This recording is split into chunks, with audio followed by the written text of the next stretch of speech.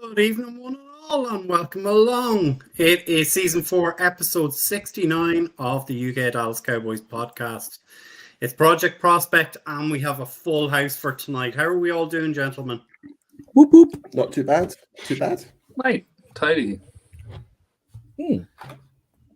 We're all in good form. And Paul, I promise not to spring any surprises on you this week and get you.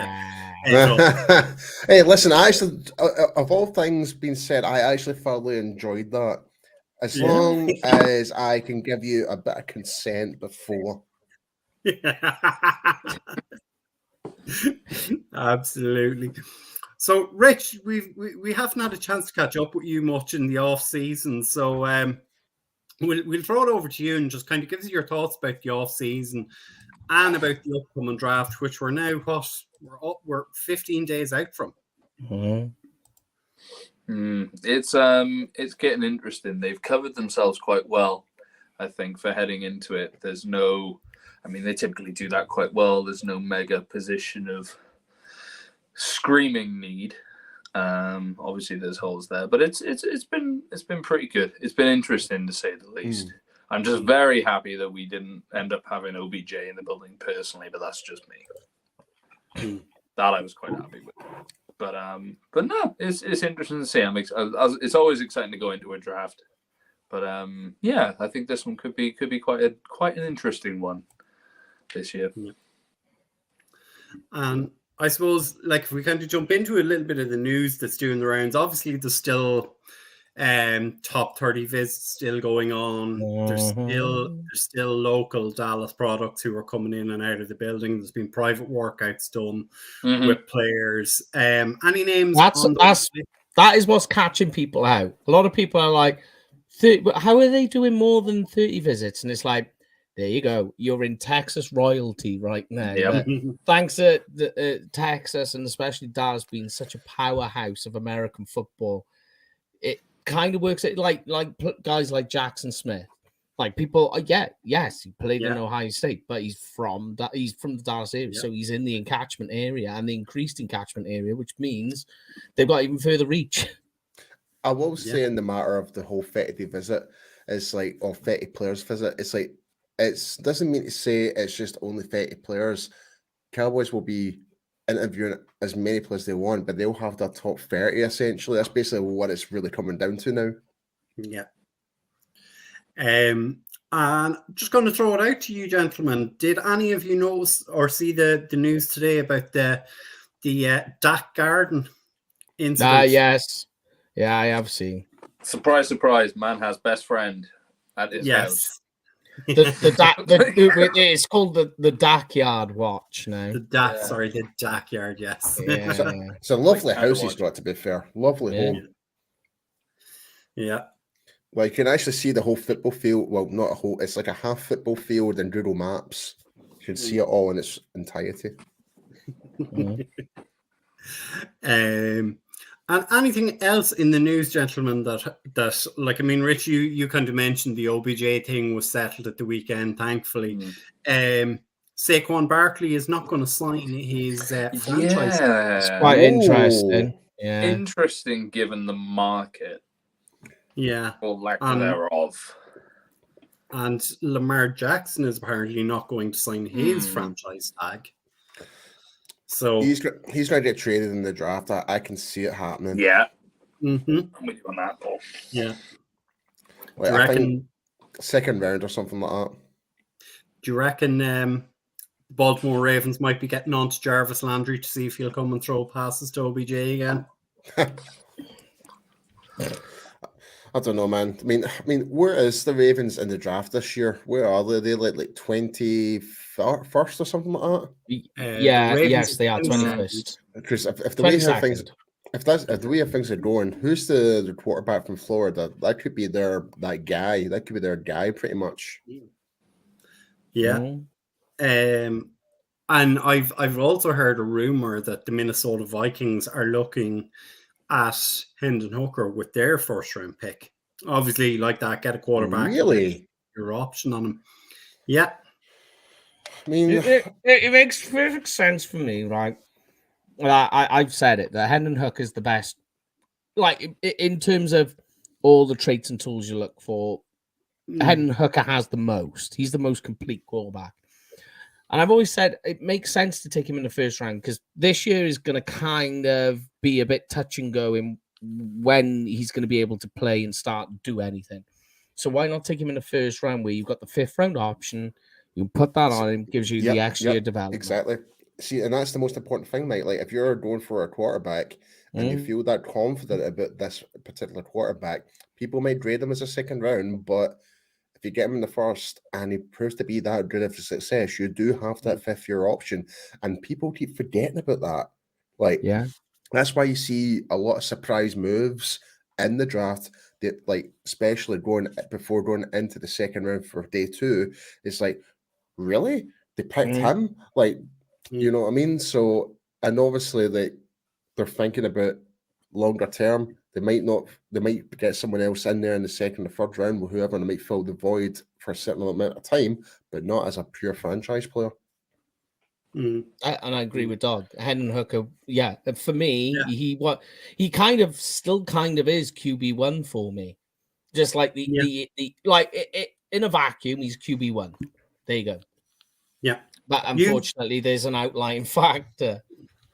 Like you've been on this train for months, Mike, that you're saying Hendon Hooker is QB1. So what for you is putting him, and like obviously look, the outlier is he had a huge injury at the end of the season. Yeah. So what for you makes him a better quarterback than Bryce Young and CJ Stroud? Okay, so obviously Bryce Young is the size. Like that guy is going to be taking sacks off guys twice his weight and size. Like, already you're seeing the effects in Alabama of that. And the way he plays quarterback as well, you know, like he will be happy to try and extend the play to allow his wide receivers to be open. But in doing so, that's going to have to mean that he's moving around a lot. Yeah, he's going to take that punishment. It's going to happen. So Bryce Young has that problem. For me with CJ Stroud, the questions on him has been he plays it in Ohio State. Like it is one of the most quarterback friendly colleges systems you could play in. Like look at the wide receivers that have come out of there. Look at the offensive linemen. Look at the running backs that come out of Ohio State. How can you say Stroud? Because like there's so many question marks you have to put on Stroud. And that and that's even without going down the road then of watching tape and watching his game and going, okay, we've got issues with consistency. We've got issues with him when he tries to play out of structure.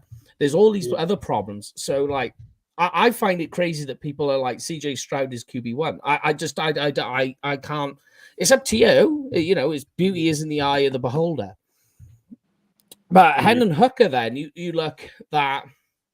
All right, they play that spread offense, which helps, especially with the type of the wide receivers that they had to get them open. It does help, especially in college. But it's his arm. It's just like it's an extremely talented arm that he has. I know that he can make panic throws, which is one thing that it'll go down on. But also on top of that, the guy he's 6'4", right, to start off with. So that's a good size. But also he's dual threat. He can run. He's almost built like a light linebacker. And when he runs like it. And I just think like, and he's a good team leader, high IQ, does all the stuff behind the scenes on watching tape, working with his wide receivers. There's a lot of that. And you watch then how he played last year up until the injury. The guy was on fire. Like we spoke before, Brian, in the offseason about, you know, the Tennessee Vols. Because look at what happened the year before. There was so much that went wrong with that. Like players were just like, I've never seen a team hemorrhage so much talent into it just going off. I've never seen that before. I was just like, I can't see how the Volunteers will ever recover from this. And one shining light was Hendon Hooker. Yeah. I just want to kind of mention something. You mentioned like sort of Ohio State quarterbacks and stuff like that. I mean, if memory serves me right, like they look great in college, but the majority, and I do see the majority of Ohio State quarterbacks, have never really managed to really extend a really good run in the NFL.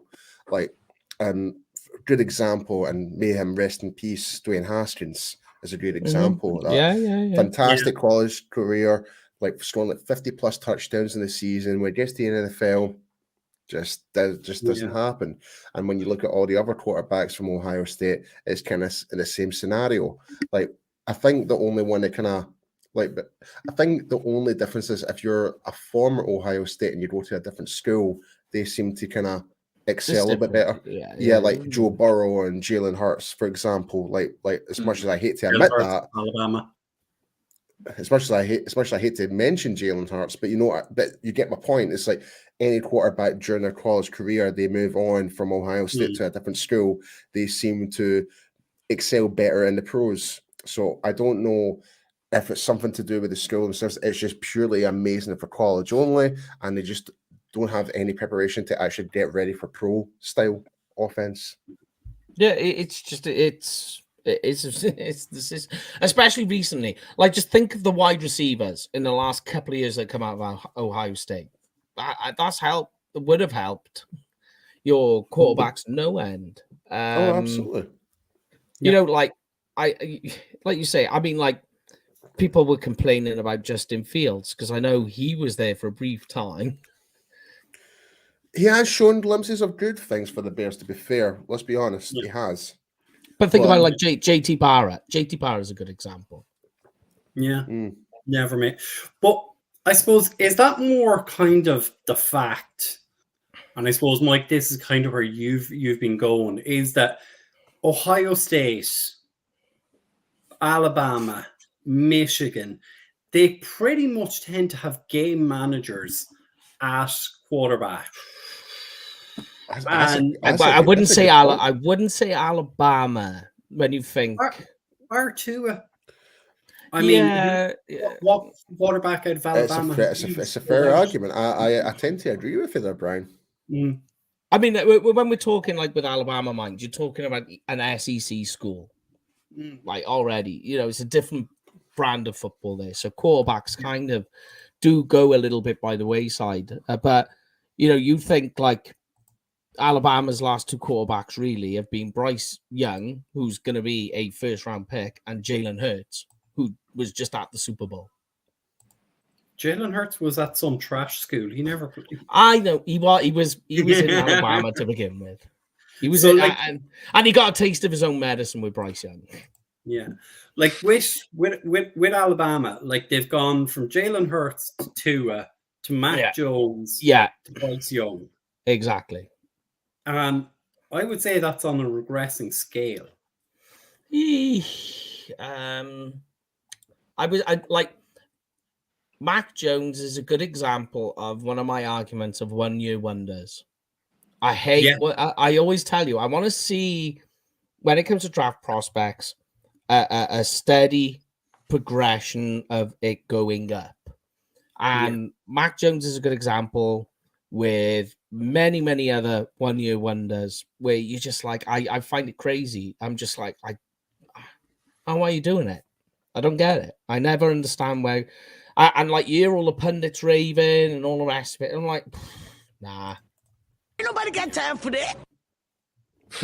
Fair enough. Rich, I'm gonna throw this question to you because, like, Jerry has mentioned they're going to draft a quarterback this year. Obviously, it's going to be someone in the 4th, 5th, or 6th round. But a lot of the names they're looking at, Aidan O'Connell, Max Duggan. I can't think of the other guy at the minute. But they're all guys who are multi-year starters for the schools they've played at. And is that the kind of guy you would like to see brought in by the Dallas Cowboys? I mean, pretty much, yeah. You, like Mike said, you don't want someone coming in, regardless of where their ability is in terms of which round they end up in. You don't want to be getting someone who is especially at that position, is a one-year wonder. You want to see consistency, consistent growth, especially at that position, which is why you get quarterbacks taken which stay with their respective programs across the board in multiple rounds. It just depends on how refined they are, product they are at the point that they're drafted. You want that consistency at the quarterback level, 100%. More so, I think, than a lot of others, because it's easier to adapt at other positions. But you want to see that consecutive growth at that position. Mm-hmm. Paul, go on. You were going to jump in there as well. Yeah, I mean, for me, like, I think having years under your belt plays a big factor in that. Like, don't get me wrong, like, there could be some quarterbacks that it might wear down their longevity playing in the NFL. It could, but experience matters. Experience being under lights for X amount of games a year as a quarterback in college will definitely do you a lot more favors when you're going into the pros. There is exceptions there, i.e. Joe Burrow, but he's an exception. Like, he had pretty much like one full year at LSU and actually set the world alight pretty much. And he was like going from he was at Ohio State and he wasn't getting any whatever in that, and he went to LSU and set the world alight. But yeah, so but for me personally, I would rather have a quarterback that has had so many years, and also when he comes into the system, he's got that under his belt, so he's more like established rather than just being thrown into the wolves essentially. Yeah. If the worst comes to happen, if that goes down, then well, obviously we do have Cooper Rush back, so as our backup, but still, we still want a quarterback with Chris. Who knows? Like, there could be something from this QB's experience you can bring to the table. Like, you don't really, like, for me, I wouldn't want to bring like a pure genuine rookie who's only played 10 full games as a college starter. I'd rather have someone that had like 20 plus games, like those extra 10 games, like even it's wins or losses, that they can prove vital to your development. So as a player, so for me, it's a no-brainer. 100%, and it also plays into the aspect of knowing what you're getting. I mean, at the end of the day, every team is going to want to evaluate and know what kind of person they're getting, and the only way they can really find that out a lot of the time is from speaking to people that know them and speaking to the coaches. And it's hard to get that. Whilst you can look at certain things, it's hard to really get really deep when someone's only spent a year or a couple of months here and they've moved around and spent a couple of months or a year there. It's harder to get that deeper read and have that confidence as a scout, I would imagine anyway, when people have been moving around compared to someone who's been at a program for X amount of years, because they will know that person through and through. I think that's got to be a big factor in terms of having confidence in drafting someone at any certain level. Yeah. I mean, like, there's loads of outliers because, like for me, Stetson Bennett is a 7-round guy for me. Stetson Bennett's undraftable for me. He is. It's true. Like, there's loads of outliers to it. You just have to go into it and start digging through it. But like, the Stetson Bennett is a good example. He's just like, for me, he's a set. And the only reason, you say he's undraftable, but I just think that somebody in the 7th round, when he sat there, somebody is gonna. They're not gonna want to try and chase after him on the undrafted. So they'll just be like, it's our final pick. Just throw a dart at this. It's Stetson Bennett, and let's see what sticks. Yeah. There's not much you can do with that. Yeah.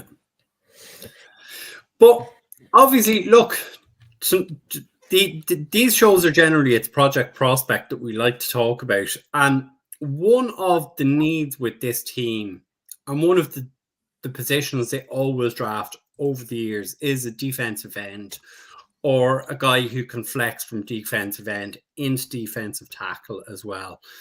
So if we kind of start at the top of the board, obviously, look, Will Anderson's getting nowhere near us in this draft. Oh, yes, without a doubt. So there's no point in us talking about him. He just will not be there. But the next guy who, depending on how the board falls, and it's unlikely he'll get to us. But Mike, I'm going to throw it to you because this is a former Texas A&M Aggie who transferred over to the Texas Tech Red Raiders, Tyree Wilson. Yes, he was one of your guys. He was one of your my guys. guys, but we have to get the inside information and the inside track. I mean, like, the thing that you have to look at straight away is just look at the guy physically. Like, he's a big guy. He's big. And just like a huge length, huge reach, huge wingspan. The guy is already just like massive and very physically imposing. Huge guy. To me, like, the Cowboys took him. You're gonna have a plan. You need to have a plan for him first of all. But he's gonna go in the first round.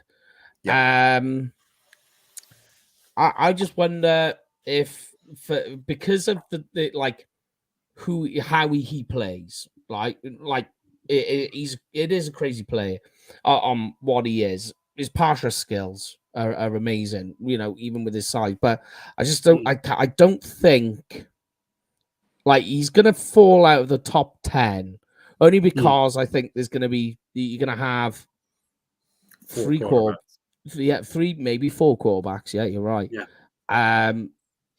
Maybe one of the tight ends, Bijan Robinson, could fall in there. Skoronski's going in there. Carter's going in there. Honestly, even though people are worried about Will Anderson's in there too. So you think like by the time all that's gone on, he's going to fall, but he's not going, a couple of corners in there then. Yeah, he's going to come out. Yeah. Or Weatherspoon, depending on how you have them ranked. So he's going to drop out of there. But for me, like, he's a good tackler. I mean, if I just bring up some of my notes for him, just the quick flash notes. Here we go. So first line is he's NFL ready. It's the first line I've got, and he is. The guy is. The only knot you can have for him is that because he was so physically imposing in college, I just wonder if, like, has he been pushed enough in college now that he's in the NFL? Because, like, he just found it easy because he's just like this massive guy with long reach, fast guy as well. Like, never really had to really learn to do much else, but he is toolsy. But he's a highly athletic guy with some tools, versatile, explosive. Gave inside offensive linemen just nightmares. But you just because he's just so strong and he's got these strong hands. He just you'd never see like certain things like backup plans. You never saw because he never had to use them. So the comparison I made for him, and I don't know if you're going to agree with me on this. Hold on, I got my comp. Go on, Em. There was a touch of David Irving off him for me. Okay, I'm with you. I got mine as Jason Pierre-Paul. Yeah. Big, tall, rangy guy. But Rich, go ahead. Pretty much exactly the same. I have questions about when there's a lot of movement going on. And it's like when Mike said, he doesn't seem to have needed to really expand outside what he does really well. He's very good at getting through gaps and then getting on and being a bit of a menace. And when he does get his hands on you, it's pretty bad. But he doesn't seem the quickest with his hands. And when things start moving around, he seems like he might be a bit slow. Yeah. To read developing plays. And he has had a bit of a tendency to let people get hands on him but he, like you said, he's a big guy. He is good at handling people on the outside, and his wingspan is freaking insane. He's huge. It's ridiculous, to be fair. But he's pretty deadly when he gets going. Really, I mean, he's the guy. I like the comp that Mike's made. He's very good at what he does, and if you have a plan and you get him there and you can make him execute, then you can get him to have success. Yes, he's going to have a lot of success, but I do just question him in a bit in the run game when things develop a bit. Personally, I mean, if you wanted to go to like a sort of like a Cowboys equivalent of what he is, the closest thing I can think of is Terrell Basham. Okay. Like I kind of counter what you're both saying in what I've watched. For me, I think, and maybe this is the correct comparison, is a DeMarcus Lawrence. This is a guy who's going to set the edge. He doesn't have a great range of pass rush maneuvers, and I can see Paul shaking his head in agreement here. And he's going to be someone that's going to set the edge, force guys back inside into our defensive tackles, and that's where he's going to go. But Paul, look, come in here and tell us what you think on him. Yeah, well, you guys have kind of just highlighted all the traits about him and stuff like that. I mean, his wingspan is massive. He's just very physical. He's pro ready. I mean, I do kind of feel as though he does, like, he's got, I think it was like a 23% success rate in his pass rush, I believe, according to PFF. With that being said, like, I do think, like, it depends who he's playing against. There's been games where he looked really pretty bad, where he was literally getting caught up. Like, the offensive tackle was getting really good hands on him, and it just seems to be, it just couldn't seem to get the swim move and like really get disengaged with the offensive lineman. So that is a wee minor concern, but he's got all the other attributes that can really like be a wrecking force within the NFL 100%. Does he reach 26? No, no chance. No, he'll be if I would say no more than 15. Yeah. Like if he's there in the tens, that's when you're going to see a lot of trades happening. Yeah. He's not dropping. Here's a question for you guys, right? If he's there, say like 12 or 13, how many teams you reckon are going to make that phone call to trade him to try and get him? Definitely. But there's certain players like you would definitely trade up for. I think he would definitely be from one of those guys 100% if he's fallen back a few places down. Projected. I think that's fair. I think if he gets around mid-teens, like you say, there's definitely going to be a fair bit of shopping around. People seeing what people want to move for to try and get him. Do they think it's worth it? That's fair. Okay, let's go down through this, right? So, yeah, like he starts getting to the teens. Think of like a team like 7. So there's Pittsburgh. Imagine Pittsburgh would trade up. Chargers. Think about the Chargers on the other side. Chargers. No, I know they don't. But imagine like if he's there. Imagine it. Packers, perhaps. If he's could be. If like say he's dropping out to the top 10 and Packers are sitting there. But you know what I think the Packers are gonna do? Quarterback. No, it's gonna be so stupid with now Rodgers gone. They'll take one of the top 3 wide receivers. No doubt. Without a question. They will. If that was the case, like the whole thing with Aaron Rodgers actually hasn't happened yet.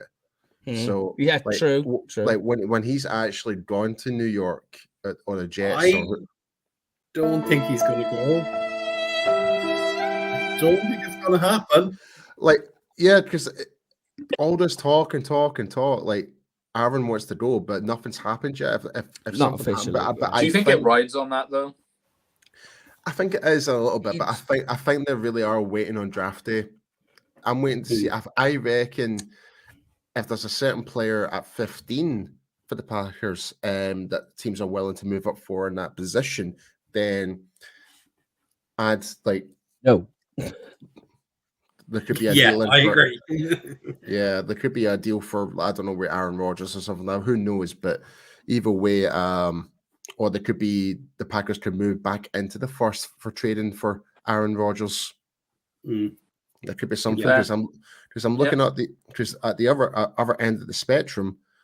Well, again, there's no main. There's the Vikings, perhaps. They could move up a couple of places. They could move possibly. Like Jags would make a lot of sense. Like say they get to 20. I don't see the Jags want to kind of like trade with the Packers for Aaron Rodgers. I don't see No. Oh no, I mean I'm still talking about trading. Oh yeah, for that, yes, absolutely, 100%. Like, I mean, so all the teams there beyond number 10. So you've got the Titans, Texans, Jets, Patriots, Packers, Commanders, Steelers. Yeah, so high up on my list. Yeah, so if it was out of that lot, here's one for you, right? So coming out the top 10, and you've got all that dropping down, and I guess the Eagles at 10. That's a type of Eagles type player they would want. Unfortunately, I totally agree with you. And as much as I hate to say this, because they're a rival, but they draft excellently when it comes to defensive players. They really do. Yeah. They will want to they will because like they don't like to blitz, right? The Eagles line does not like to blitz. Yeah, they create pressure because they love those guys who can create pressure on their own. Tyree Wilson is just a guy they can stick out there and they'll just go, right, just go do your thing. We just need you to go do whatever you need to do. And they will. He will. He'll fit, and that's just going to give the Cowboys nightmares. Sorry, I had to bring up Joe's comment. Could you imagine Rodgers going to the 49ers? I don't want him. He's going to the AFC. He's going to the AFC. Yeah. But if we want to move along to the next guy, and Mike, this was the first guy you picked, obviously. I was asking you before the show, before we got on, because this guy seemed to appear from nowhere on as a first round pick, to me anyway. But when I said it to you, you said no, he's always been there. So I mean, he just seems to have been totally off my radar. So again, a guy who has position flex, who is a good run defender, doesn't have pass rush moves yet. You know, we're talking about Derek Hall here. Yeah, from Auburn as well. I actually think he does have pass rush moves. You do see it. More that he's developing his pass rush. He doesn't have the full complement of it. Okay, yeah, right. He's good defender of the run. Yeah. Just always, whenever you watch it, he's able to locate the ball carrier. Sorry, guys. Are we still talking about the same guy? Derek Hall from Auburn. Derek Hall. Right. Yeah. I was like, what? Yeah. He had a good Senior Bowl. One thing that's quite important, I like to look at when it comes to the SEC, defensive linemen and offensive linemen. Are you on the first team SEC? Right. If you are, instantly, I'm paying you more attention. Because like that's what is the whole SEC is. That what it's built around. It's built on both lines. Derek Hall, 2 years in a row, did that.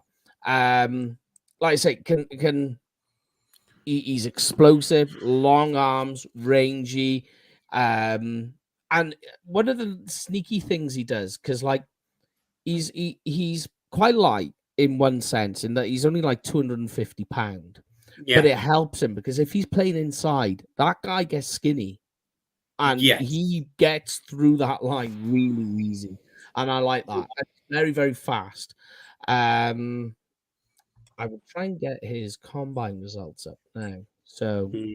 get them up. But there is some levels of rawness to him. I agree that they for God's sakes, don't you give me that. So I'm going to throw this question to Rich while you're pulling that up, Mike. Like, I have Derek Hall right in the range of where the Cowboys pick, in that mid-20s range on my board. So is 26 too high for you to be taking a defensive end who's been suffering with coaching instability at Auburn? Or is this a guy you can bring in? Dan Quinn will wrap him up, will embrace him, will mold him, will work with him every day and develop that pass rushing set? I agree Dan Quinn can do stuff with him, but I don't think you need to take him at 26. Agreed. Mm-hmm. I don't. I'd quite like to see him. There's a lot of Sam Williams in him. Yes. So when you watch Derek Hall, there's a lot of Sam Williams, aggressiveness, and want to throw people around. Like, put it this way, I'm just getting his combine results up now, right? Yeah. So bear in mind as well, he's 256 pounds, right? Yeah. Run a 4.5540 and jumped a broad jump of 127, and his 10-yard split was 159. Like, that's explosive. On my height weight chart, that's near the end. It's like 80% of the way up. So that's impressive. Just for what you've got. Yeah. I think the problem for Hall is he's too linear. He is very light. He is light. Not linear. Like he's explosive. He just needs to know how to add counters to, like, if he's like the predictable. Long arm, well, he's got the long arm bull rush. How does he overcome that if he's already been blocked? That's his problem. If he's got the weapon, it works, then great. But once he's stopped, like, he doesn't seem to have a counter to get out of that situation. If that makes sense. Yeah. No, I think if he's, and bear in mind as well, Hall has been one of the 30 visit guys, and they met with him at the combine, so they do like him. Yeah. But like, for me, the Senior Bowl was a good eye opener to go and look at him. I have him as, you can use him either on an even or an odd front, and he can play outside linebacker because of that slighter frame that he has. Yeah, I mean, just looking at his stats and that as well, like, he has done a fair bit of being off-ball tackles as well, so he can drop, but he can drop back. So and you can see he's got the speed to do it. He's got the speed, and he's got the get off, and he's got the hops.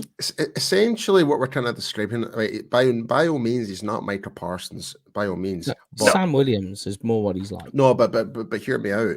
What I'm trying to refer to is how he's been utilized, like Micah Parsons. He's placed as an edge rusher, or a guy on the edge, but he has some traits of a linebacker, like, in there. Even though Micah Parsons is a pure linebacker being put onto the edge, but this is like a defensive end that can actually play linebacker as well.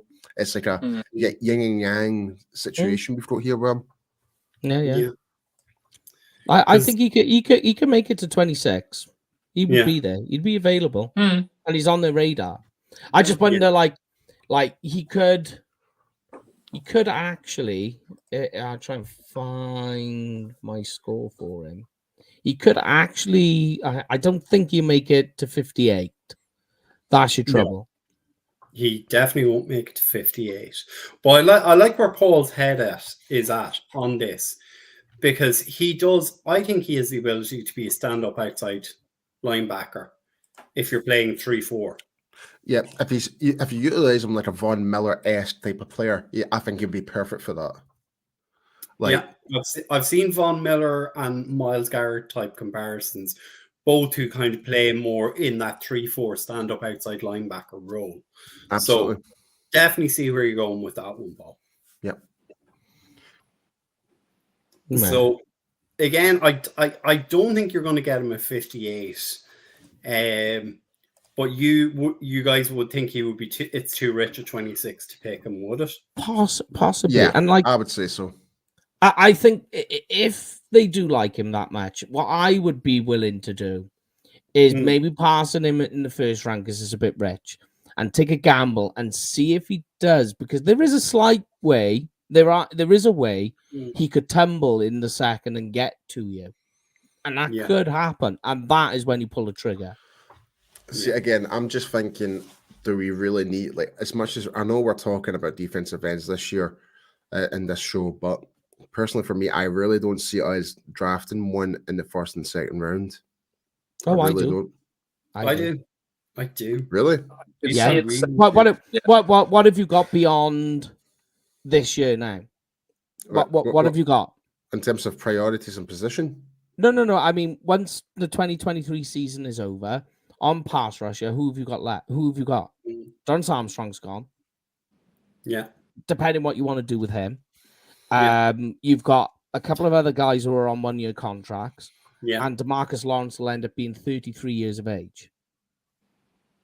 And you're waiting on Sam Williams to come And you've got Sam Williams. And we always say, defensive line, give them 3 years. So you're on a development program for Sam Williams. You're going to bring a guy in this year who's going to have a year, get his rookie season out the way. Now, he's still developing in next year. But this is what I'm saying. Not in the first 2 rounds, I'm saying. That's what I'm saying. I would. 100%. I 100% would take a defensive end. Yeah. Like, if I'll say this, right? Well, this is the guy I do quite like. If he's there in the tail end of the second round, I would maybe trade up to try and get him. And I do like, listen, I don't know what you guys think of him, Andrew Carter, the second from Army. I do like him a lot. He was on our list. We're going to talk about Andre Carter later, so let's save that one. But just kind of in the spirit of what we're talking about, and Rich, Joe's comment here, I think will be manna from heaven for you. He said, if we can't get Bijan Robinson with our 26th pick, I'd like us to get the best available offensive lineman. Are you in agreement or not? Well, I mean, I don't think you should be targeting Bijan at 26, but yeah, the rest of it's fine with me. Steve Ivia. Nah, not at 26. No way. Oh, I would. Yeah. Not at 26. Fifth year option. No. It's funny when people draw the line on this, isn't it? It really is. But this is the great thing about having 4 opinions on a show. Just everyone is talking for someone else as well, you know. Let's go though, because it was a nice little segue. Let's go with Andre Carter, Bri. Yeah. Let's do that one because Paul liked it. What do you like about him then, Paul? Right. The one thing I like about Andre Carter is I love his get off. I think he has a very, very explosive get off. He gets low in the pads, and he can actually has a really good. And this is the one thing I did dislike about Sam Williams in college was his actual lateral movement, where Andre Carter does have that. He can twist and get turn around behind the offensive lineman so effectively. The only thing that really kind of goes against him, obviously, is just I think he just kind of lacks the upper body strength a little bit and muscle mass. So he has all the speed factors. If he just adds up that more muscular and more physical strength, I think he could be a top tier. But if you were to put him in the Dan Quinn situation, play him like an outside linebacker on a 2-point stance type of role, I think he'd be perfect. He has to because he's so tall. Exactly. I mean, the guy is nearly 6'8", so that's why he gets that he's trouble. 6'6", 6'7", 6. It's in that range. He's a tall guy. I mean, and he is 256 pounds. I mean, that's a big dude. But for his height and frame, he could be adding a bit more extra pounds just to kind of be a more dominant force. But he relies on speed quite a lot. But he's definitely a 3-4 guy, pretty much, and he just knows how to set himself up well, like getting himself into the right positions and that. And I'm just looking at his stats as well. Like his pass grade rush grade is 82.1, success rate 22.7, and average wise in terms of his grades by game, it's all in the, I'm guessing it's all in the 70s, roughly high 60s. So like when you were talking about the body strength, for me, it is his core strength, and like when you look at him like at like hip level, he's narrow, and like that's where I have trouble wanting to use him as a proper like as an anchor defensive end, because he's not going to anchor, just will not do it. But see, the thing is though, like I said though, like even though he's a really tall guy, he can get like, if he does get up too high, then he is done. But for him, he's worked extensively, especially this year for Army, is actually how to stay low.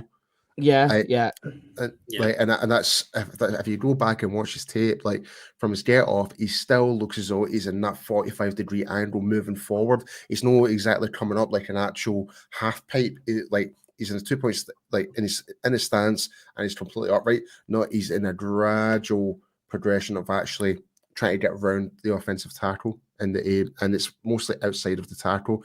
It doesn't hit the B gaps as much, so he doesn't go inside. He's always in the outside. I tell you, his biggest issue. And sorry, Elizabeth, his name is Andre Carter the second. Right. And there's the biggest issue is that he plays like we've never had from any of the academy teams really be this polarizing, because he is a good player, right? I'm not going to disagree with you. He's had a little bit of up and down with how things went, especially at the start of his college career. It kind of took him a little while. Then he had an explosive year, and then it kind of slowed down a little bit for him. But he did done a little bit, But overall, when you look at his run defensive snaps and stuff, like, he's been very consistent. Really sealing the edge. He's been very consistent from the run defense. He was right up there. Not last season, the season before, he was right up there in like one of the most effective pass rushers in all of college. But the issue you've got for Carter is that because we haven't really had this, which is quite wild, to have a player be ranked like quite high, who's from one of the service academies. Because the issue is that he's still under military contract, so there is like this kind of deal that's been put in place by the DoD for players who are in the military. And it changed about 3 or 4 or 5 years ago, because it used to be that if you drafted a military player, the first year they had to still complete their term of service. But now it's kind of like it's put on kind of like on pause almost. But it's not guaranteed. Like the DoD could turn around and be like, he's still got time to do, and that's the trouble. That is his biggest stopgap. That's why Army or Navy players will never get drafted in the first round. That's why. It's like how high are you willing to take that gamble? Well, it's not so much that they'll miss the year out now. It's just like can he get it? What happens is that at any point they can get called back into service. That's the trouble. So like, do you want to take a gamble on that, or is it going to get the case where you will get granted the request where he doesn't have to do that?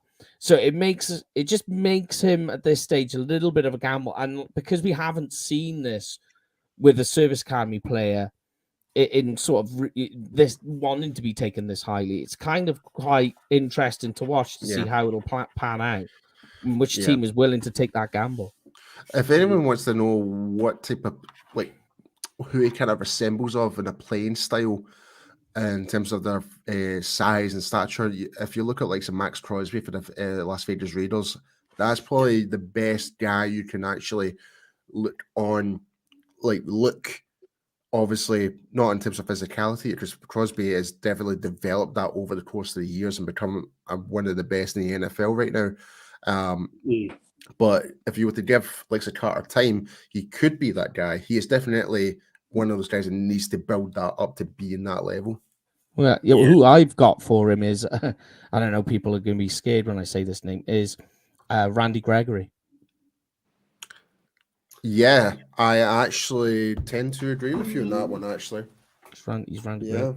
Yeah. Possibly, but I think DJ Dog makes a good point here, and it is a point that I had, is obviously with military players, they're not getting the same weight room exposure.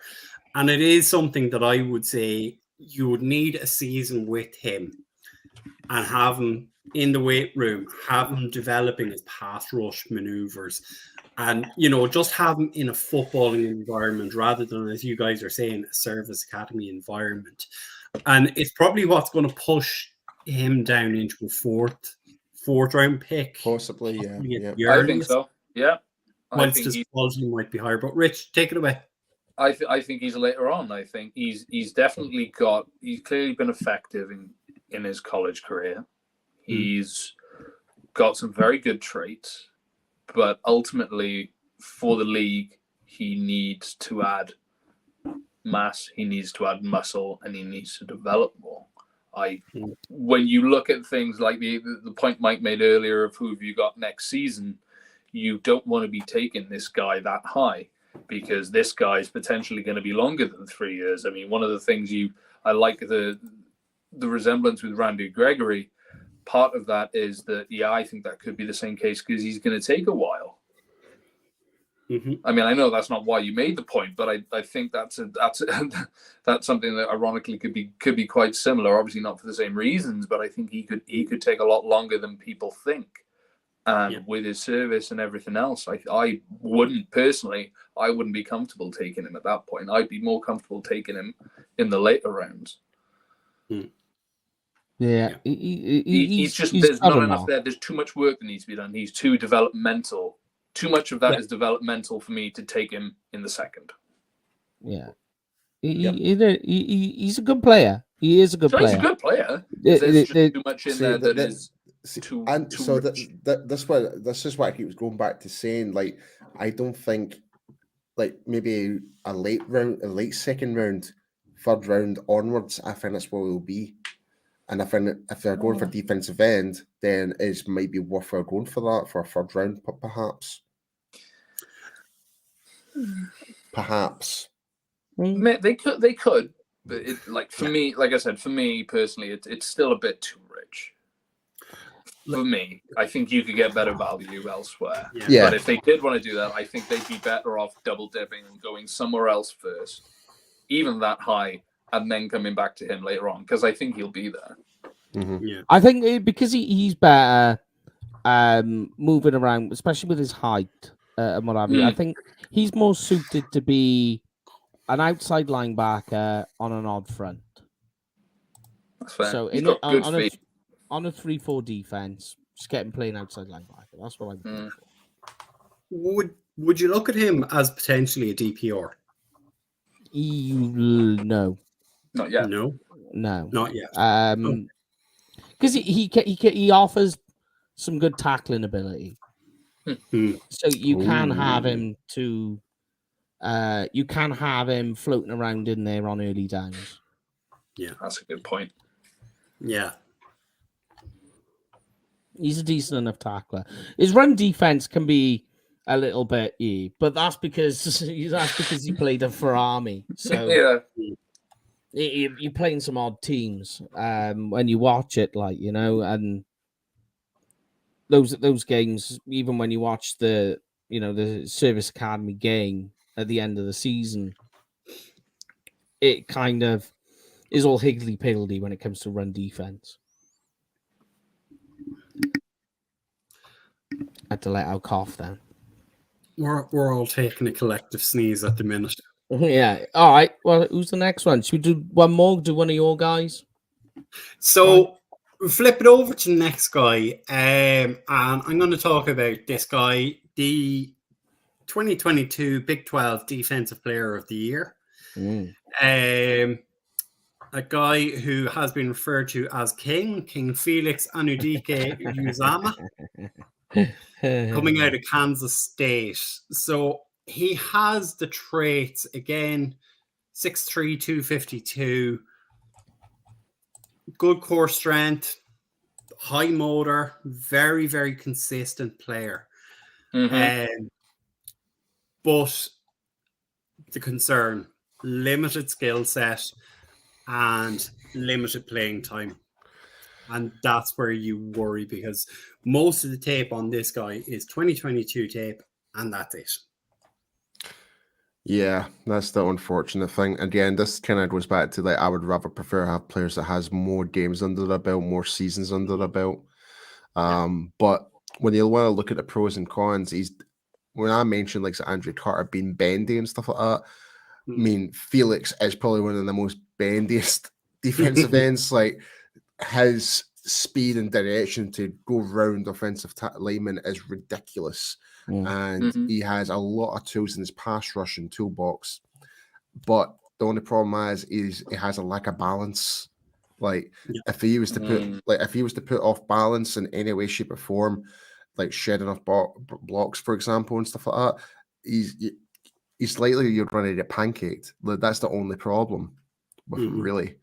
But also, he did tore his pectoral muscle, I believe. Ain't nobody got time for that. No, sorry, I'm thinking about someone else. But he has been forced to play. No, Felix was the one that played interior for a couple of games as well, didn't he? Am I right? Yeah. Trying to think if I've seen him playing inside. I'm pretty sure so. He's very much. He's in 21. Yeah, in 2020 and 2021 he did. Yeah, he did. Yeah. So, but he's definitely an edge rusher. He's not like your Tyron Crawfords or anything like that. He can play both. He's not like that at all. He's much more better suited being on the edge. Like he's not got that pure physicality like a defensive tackle should have, or an interior tackle. Yeah. Well, I mean, like, just to give you my comp, because we've been doing comps a lot. My one is like, and I had him as a designated pass rusher, Bri, was last year was Nick Benito. Yeah, I've heard that. Yeah. He just has that whole feel, long limbs, rangy, but also issues with like snap anticipation, you know, getting into the right position, like even before the snap. But like you say, he's bendy, he's very fluid in that way as well. And in terms of run defense, he can do it. You do see him do some redirect work, but I find he's more better as a pass rusher because of his hand usage. He's very handsy and toolsy in that sense. And you know, he's got powerful hands. You can see it, that he's batting away like punches that are coming his way. You see it a lot. I quite like him, but I think for the Cowboys, in that sense, he would have to play hands down. You're not going to have him play in like a 2-point stance. He's going to be, for the Cowboys, he's going to be a hand in the dirt type pass rusher. Yeah. Go on, but Rich. It works because he's rotational, and that's what it is for the Cowboys. But yeah, go on, Rich. Sorry, mate. Exactly that. Like you guys have said, he's got very explosive hands, high motor. I like what he does instinctually, like you just highlighted in the run game. There's definitely a lack of polish there, but I think that's something that could definitely be worked on. He seems quite savvy, which I quite like. But 100% hands down guy, rotational guy. You don't want him in a 2-point stance. That's just not him. Yeah. DJ Dog is a fan of Felix, and another guy that we're going to talk about in a minute. He's actually mentioned his name there, Will McDonald. And Will McDonald's, they had him in for a visit. They've spoken to him in the combine, and at Iowa State, Dan Quinn went down there. Dan Quinn went to Sam Williams very personally and did the same thing, and look what happened. It's a big flashing beacon. He is good at setting the edge against the power run. Oh, sorry, not good at setting the edge against the power run is one of the concerns about him, and I think he's a bit grabby. With Will McDonald? Yeah. I think it's because he does lack instincts, but I think it's that he's in such a rush that you see it a lot. That you see, especially with, it's the Big 12, so it's all about the passing game. It's all about getting to the quarterback, but he's in such a rush to get into the backfield that when it's a run play, he's overrunning and he's not done anything to set the edge. I know we've transitioned onto Will McDonald, but I like Will McDonald. I'm a fan of him. I done his scouting report. And I was quite. I'm like, the more stuff you watch on him, like not just this season but last season as well. Like it's like the rivalry games both years. He's on fire. He's going out there, and he was maybe in 2021, like that towards the end of the season, he was like one of the shining lights on that defense, on the doing a lot of work, doing a lot of the work. I go on. I'll let Paul take over. I'm stealing it all. Okay, it's all right, man. No, you've pretty much kind of discussed everything I wanted to say. I don't have much else to add on. I mean, like, if you want a comp for him, doing that, this is what we're doing. My actual comp for Will McDonald is Chase Young. I see a lot of Chase. I'm not saying that they're at the same level. I'm just saying in terms of type of player. Yeah. Like, too many people. I'm not comping of their talent levels in terms of how they play. Yeah. No, I think that's a very fair comment you're making. Yeah. It's definitely, like, I think both of these guys are going to be available at 58 for the Cowboys when they're picking. Ooh, Will McDonald, I'm not so sure. He's climbing up boards very sneakily at the moment. Yes. Yeah. I think at the moment, I think the consensus, I can go and check, but because I think our consensus rankings at the moment have him around about 54, which kind of just slightly puts him out of range for Dallas. But like a couple of weeks ago, he was like 60th. So he's slowly, people are starting to climb onto him. Guys, I just want to re-highlight what DJ Dog just commented here. And if we not do remember from last year, no, was it last year? It was the year that Sam Williams got drafted. Last year? Yeah, last year. Basically, Dan Quinn has now done a tour and visited some players on themselves. So that's definitely a clear indicator of guys he does quite like. So McDonald, Van Ness, Jack Campbell, and Felix. So that's definitely worth looking into. Yeah. I can see why, because the more I've watched Will McDonald, the more I've liked. And the stuff that I highlighted seems coachable, especially for Dan Quinn. I think you get him with Dan Quinn, I think he can make a really, really good player out of him. He's got good hands and feet. He's got good awareness, good change of direction, speed. He's got a nice spin move. It's the kind of guy that so unsurprisingly, that Dan Quinn likes. It's not a surprise that he went to see him. I think this is one of those guys that Dan Quinn would really love to work with and be his guy. Or one of his guys. I was just saying to Dog as well about Zach Harrison from Ohio State. I was literally watching the other day, and rangy, long arms, fast, bursty, all of those things. But you can literally watch him in one series and wonder what the hell is going on.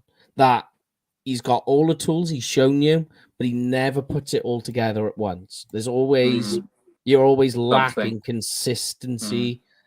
And like that's the one thing you can, if he was to tick a box and say, does he have inconsistencies? You could be like, oh yes, very much so. Yep. And that's his biggest trouble. Consistent. Oh man, it's crazy to watch. That you'll watch it and just be like, what is going on here? Why can't he put all of this together at once?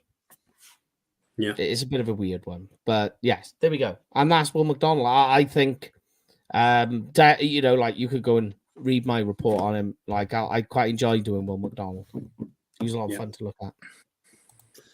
So the final guy that we're going to talk about this evening is the younger brother of Flair, who we all liked a couple of years ago coming out of college, who also went to LSU. We're talking about BJ Ojulari. Meg would be happy we're talking about them. Yeah. Meg, Tiny Jim, everyone be happy. Go Tiger. We all love a Tiger. This is a guy, look, for me, this is a guy, he's naturally athletic. But one of the biggest things with him is his leadership skills.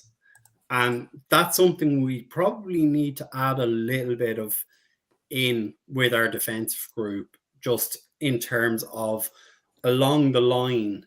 Like, obviously, Mike, as you said, DeMarcus Lawrence is probably gone fairly, possibly. You got a couple of years left in him. You got a couple of years. Yeah. But you need guys who are going to come in and add that leadership. Obviously, look, we know we have Micah. We know we have Trayvon Diggs on the back end. But you need a guy who's going to come in and be that leader along your defensive front.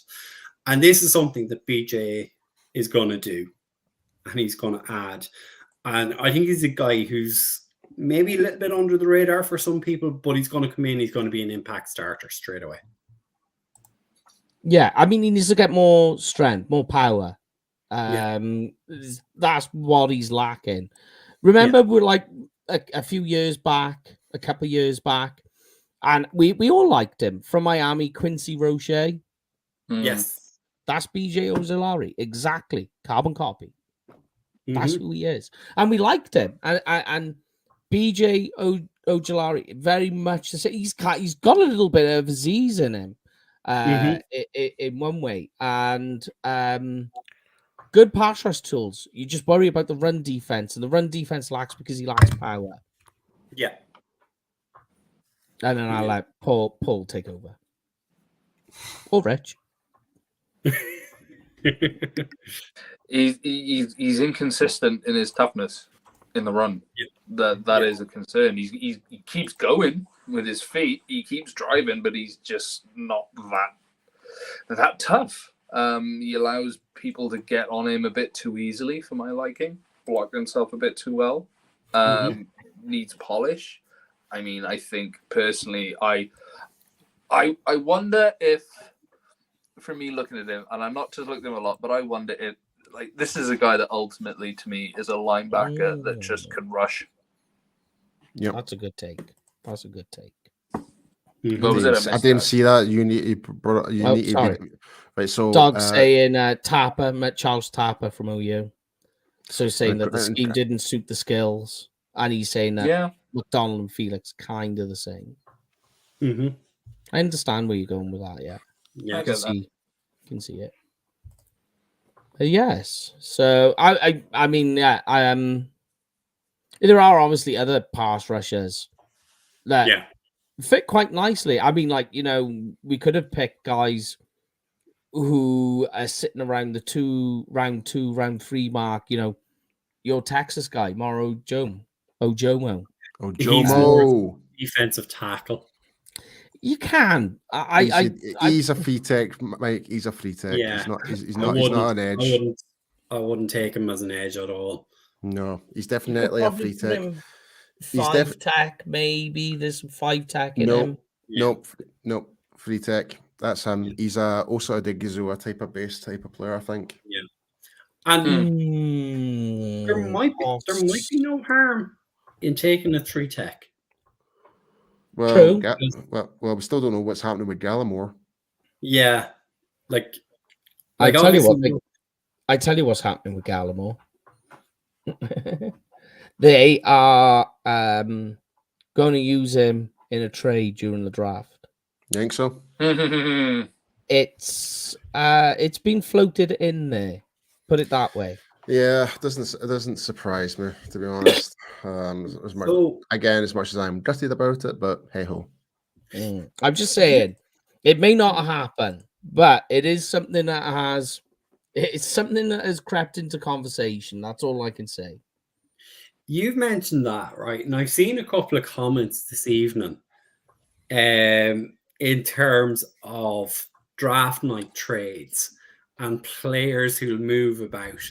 And we heard a lot of talk about it last year that there was going to be trades on draft night. Draft night was going to be crazy, and there was going to be movement in the first round. And I think the first 16 picks went without a trade. It was literally pick, pick, and nothing happened. Do you think is this just kind of a similar thing as you say, Mike? It's the lying season, and people are kind of floating chum in the water, and going, "Oh, we might trade this player on draft." Yeah, because what's been said about Gallimore hasn't really been a Jerry comment, and it's the Jerry comments that you kind of have to take with a pinch of salt. Yeah, it's been a coaching comment, because another one that's been a very, very behind closed doors coaching comment at the moment that's been said is second round is looking very, and I'm the more I'm hearing things of what was being said, I'm gonna start buying into it more. But they are seriously considering the second round pick to be a tight end. Sam Laporta or something like that. Very, very, very much. If we get Sam Laporta in the second round, I would be quite happy with that. Hell of a RAS score. Have you ever checked his RAS score? No, I haven't. Go Google it right now, and you'll just be like, "Oh, we did right." Everybody, just watch Paul's face when he sees Sam Laporta's RAS score.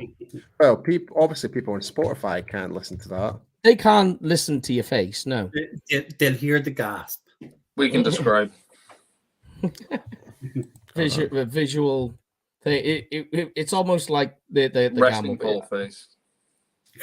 I'll try to find the actual website for it. What's the website for it again? I tell you what, I'll do this.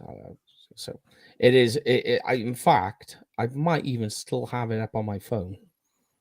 But put it this way, he's like right at the top. Who was the guy you really liked who was top of the RAS? It was in terms of the Iraq store. It was. It was JR, wasn't it? It was Jake Ferguson, but also on top of that as well, it was Cole Strange. Cole Strange was right up the top as well for the Iraq score. Sam Laporta. Where are you, good sir? He's around here somewhere. See? 9.26. Yeah. 92.6. 926. Yeah. Oh, the face. Basically, it's and then the squinty face, like, oh, I like that one. There's more than guys ahead of him Gesicki. at tight end.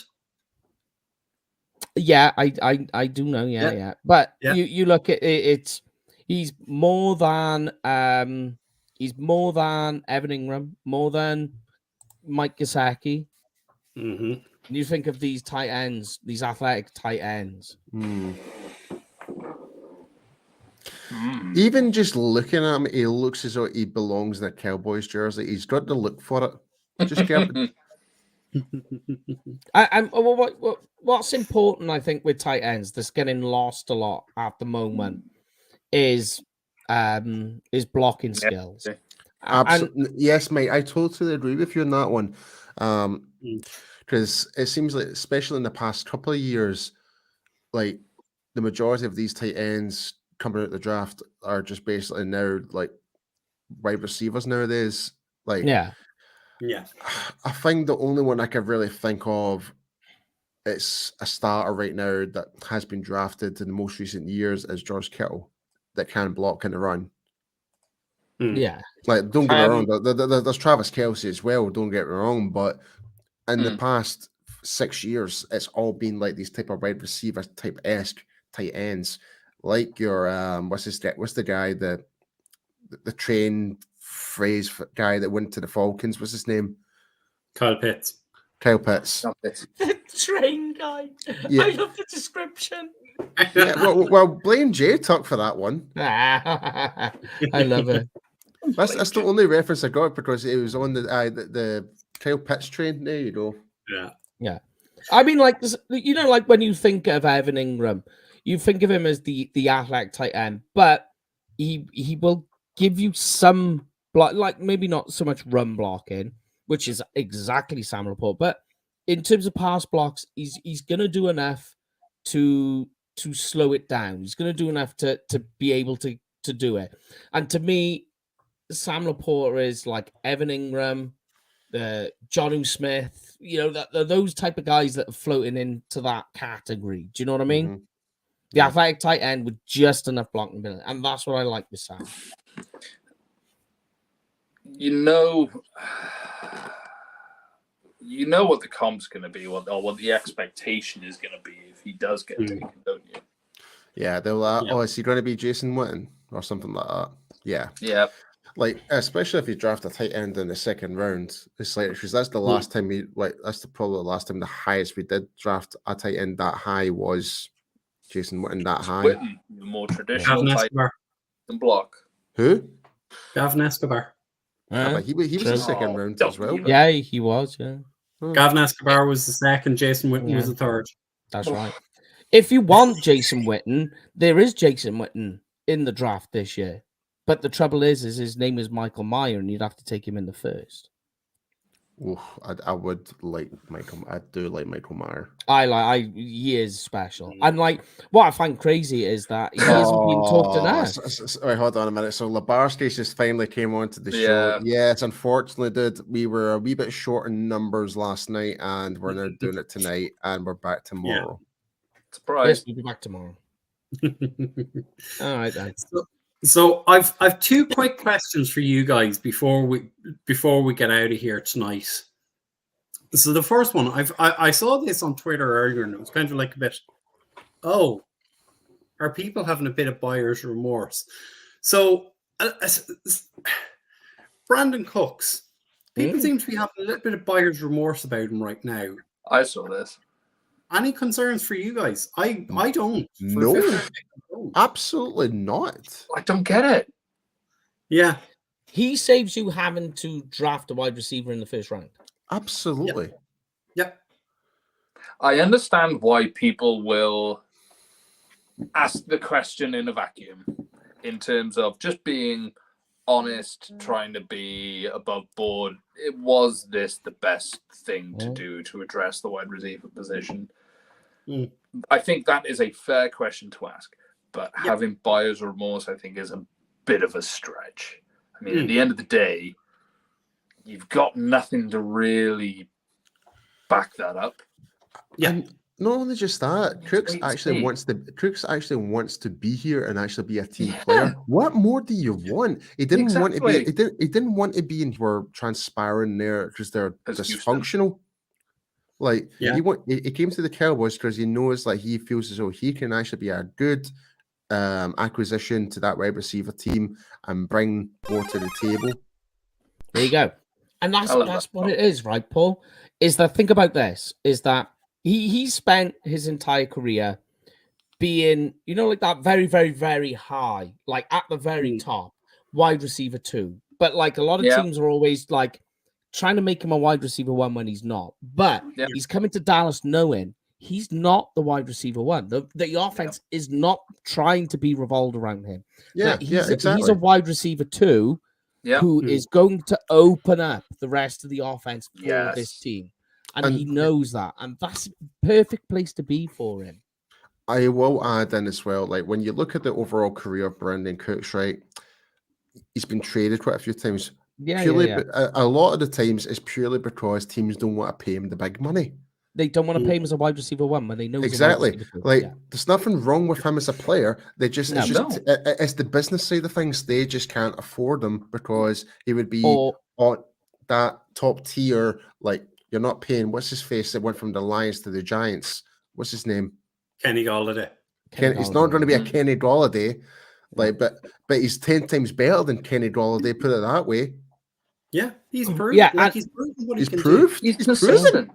Yeah, and you look like there are teams that, like with the Saints, they tried to pay him and tried to make him a wide receiver one, and he's shown you, he's proven to you that he's not that guy. He's just not. Yeah, but that doesn't mean to say he's a bad wide receiver.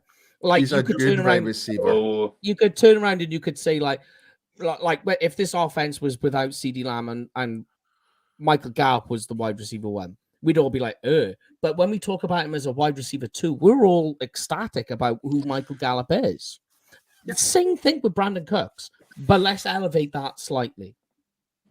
Because he has a proven track record. That's why. Yeah. He's got speed. He's a speed downfield guy. He is the best way to describe it in what people have been talking about, who's been a 30 visit. He's Jalen Hyatt of this draft. That's a great comparison. Absolutely. Yeah. Yeah. And like to be fair, Mike, you called this point when the trade was made. We don't have a player like Brandon Cooks on the roster. No, it's covering yourselves for the draft. Yeah. And I'm just going to pull up Joe's comment here because Joe's asking, we had Cooper, we had Gallup and Lamb. Do you think Cooks is an upgrade from Cooper? I would say in the scheme, yes. In the scheme, but as a true player, no. Like if you're that's it. You're right there, mate. Like if you're comparing the actual players as they are individual players. Yes, like Cooper's definitely better, but it depends on the scheme more than anything. Like Cooks would be more beneficial to the Cowboys offense this year, the way how we're going forward with the West Coast offense, 100%. If we were to bring back Amari Cooper in, it'd be back to the same scenario where he might not get the ball at all. Like think about this, right, Paul? Think about this. Brandon Cooks on the outside as an outside wide receiver. Michael Gallup on the other side as another downfield threat.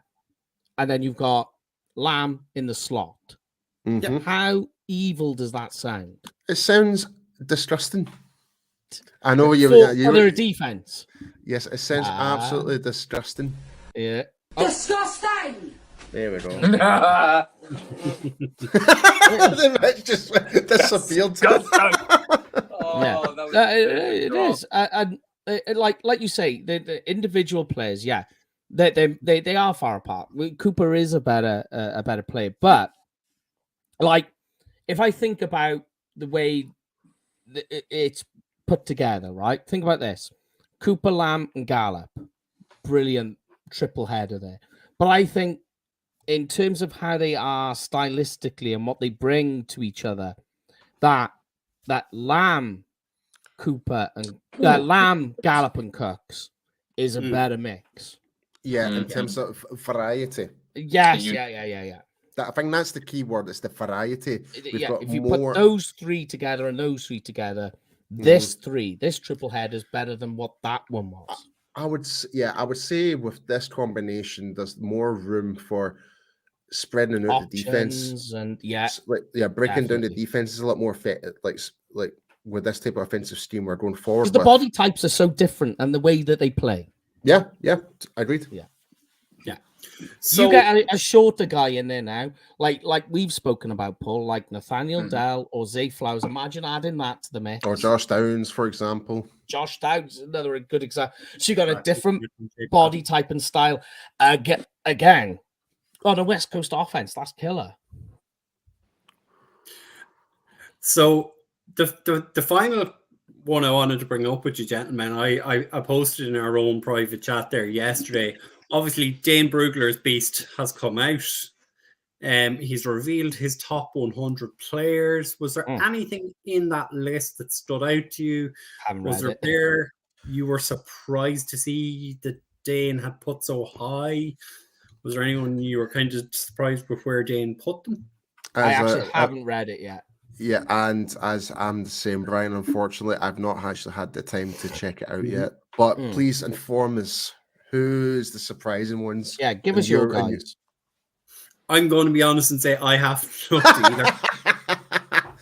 So we're all in the shadow here. So basically, for maybe not tomorrow night's show, but for next week, we could break down Dane Boodler's top 100s essentially.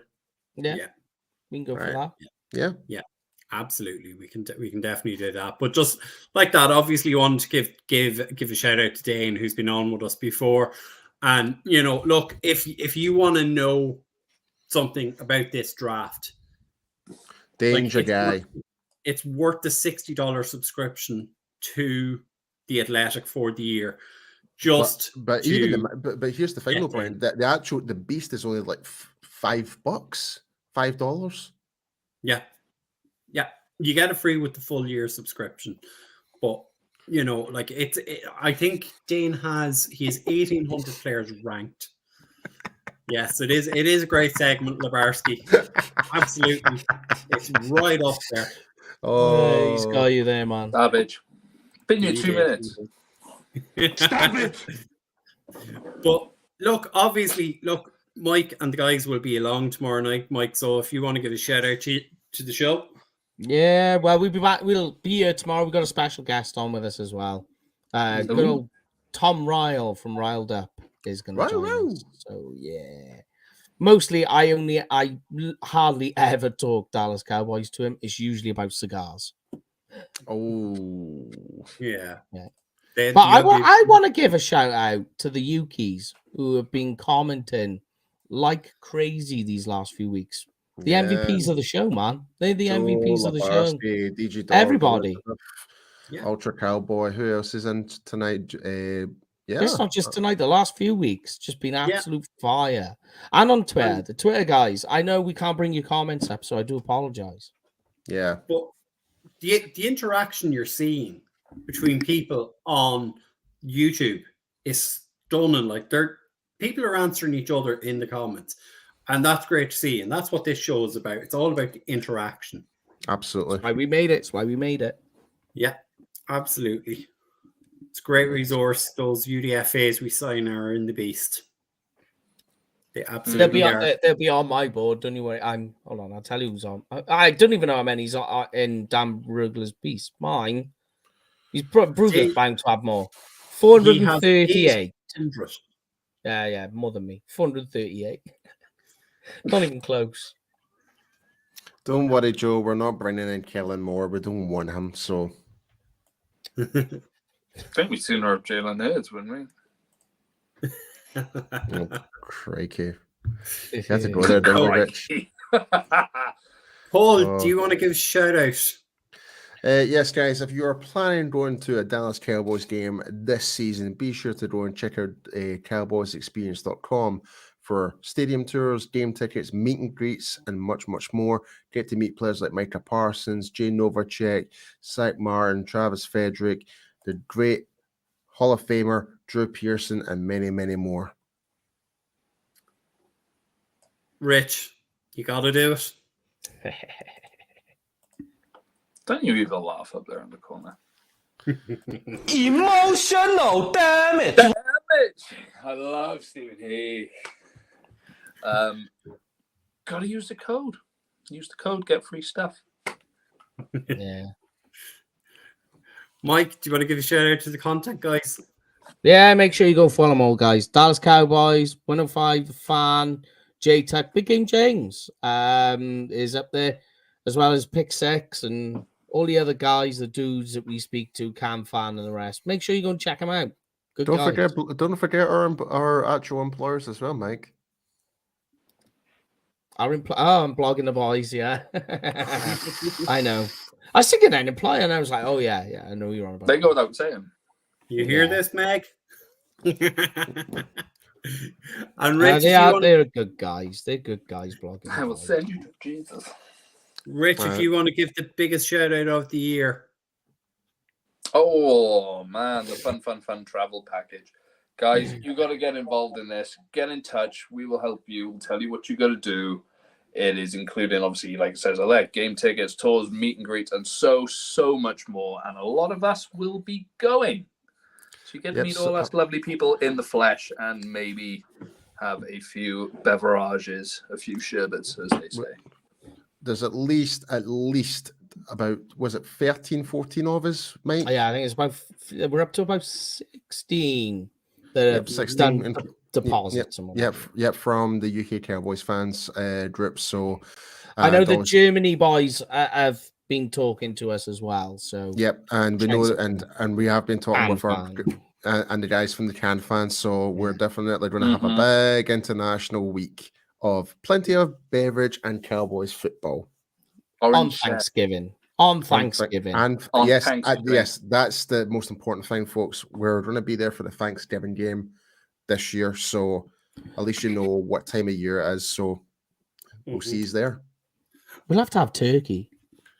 Oh, Mike, you've read my mind. I was just about to say, how are we going to get turkey for Thanksgiving? I can speak to my friend. I can speak to my friend Cody, who runs Ferris Wheeler's Barbecue. He can hook us up.